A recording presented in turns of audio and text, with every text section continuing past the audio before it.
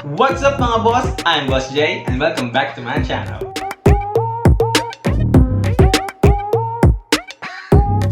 If nagustuhan mo itong video na to, please like and subscribe to my YouTube channel. Okay, tara, simulan na natin.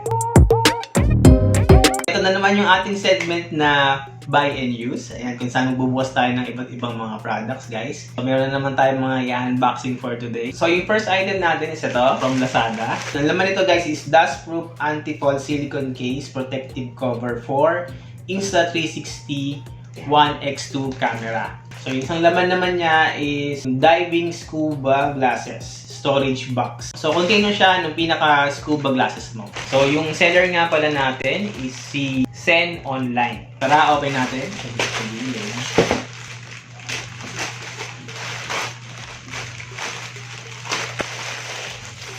So, ito yung unang product namin, guys. So, yung pangalawa. Open na rin natin siya.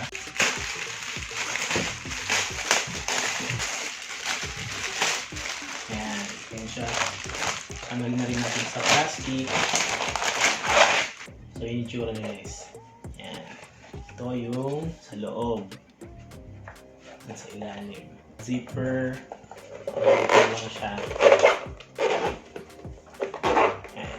Meron siyang clip dito, yan, para pwede mo isabit. Ayan, guys. So, ito yung scuba glasses natin. So, check lang natin kung kasya sa dito.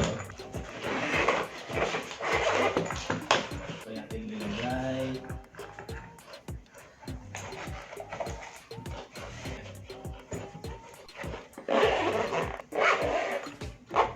Yung ating scuba glass. Maganda to para maprotektahan yung glass natin. So, kasi kapag ginamit mo siya, pagka nag-beach ka, gano'n, pwede siyang mapunta sa mga gamit mo na may mga matitigas. So yung glass mo pwedeng magasgasan.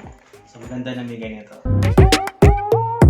So yung laman naman ito is yung ating silicone case protective cover para dun sa ating Insta360 ONE X2 na camera. So open natin siya.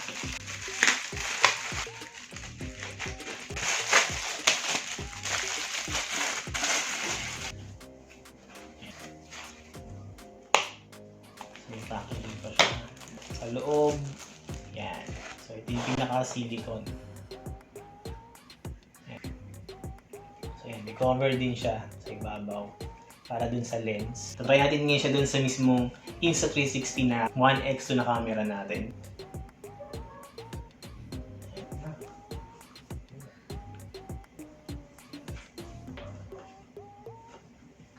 Ito, nalagay na natin yung silicone. Eh, na siya yung body niya. Pero kung mapapansin mo, itong portion na to, yan dapat yung butas niya para sa mic. So, dapat nandun pa siya sa medyo mataas. So, same din sa kabila. Ayan, medyo kapos lang siya ng konti. Pero okay lang naman kasi at least hindi natatakpan yung mismong mic. Yung boses natin is maririnig pa rin. Meron siyang cover. Ito, yung para sa lens. So, try naman din natin siyang ilagay.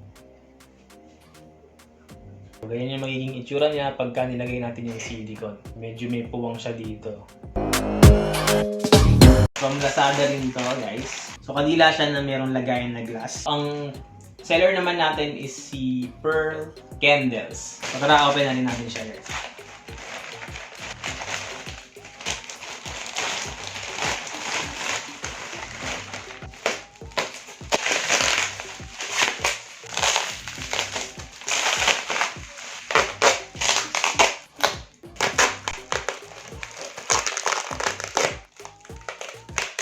Medyo mahirap lang siya buksan kasi maraming bubble wrap. Pero that's good kasi napoprotektahan yung product.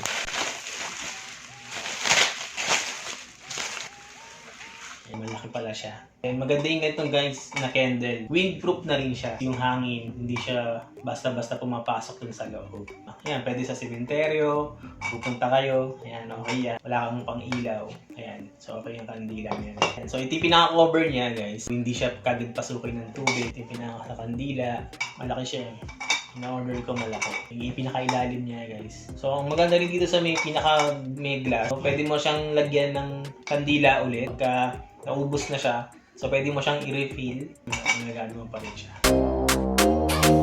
So yung next product naman natin guys. So ito naman siya. Yung product naman natin dito is isa siyang 16mm silicone watch strap. Check natin guys kung ano yung pinaka-itsura niya.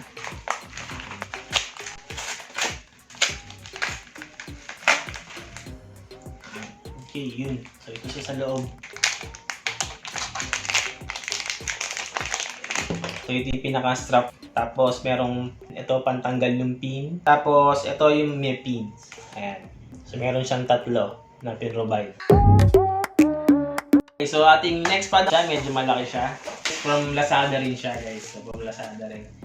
So, yung naman ito, guys, is artificial grass. Tapos, yung type nung grass na pinili ko is yung St. Augustine. So, may iba-iba kasing artificial grass na pwedeng bilhin. Bermuda, pwedeng ganon. Tapos ito, may St. Augustine. So, ito yung pinili ko, guys. So, open na natin to, guys.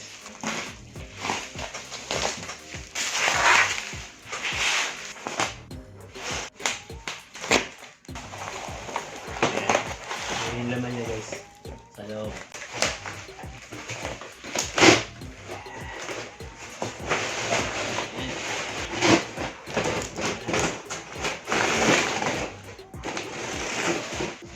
St. Augustine na type ng artificial na grass.